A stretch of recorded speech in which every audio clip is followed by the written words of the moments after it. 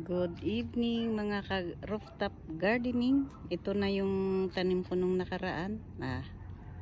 Pwede nang ma-harvest na. Ito ang sabi nila na organic. Ayan. Malalaki na sila. Yung iba dyan na harvest ko na at naibenta ko. At saka itong mga strawberry din na i-transplant ko. Ayan. Kasi summer na, magsa-summer. Kulang sila sa tubig. At ayun, mga cilantro na tanim, pwede na harvestin. Mababango-bango ang mga yan. Ganyan ang tanim ko, mga rooftop gardening dito sa City of Pines. Ayun, sunset. Habang nagpe-prepare yung mag lightening kasi December 1 ngayon dito sa City of Pines. Ayan, dito ako sa rooftop ko, inaayos ko yung mga garden ko.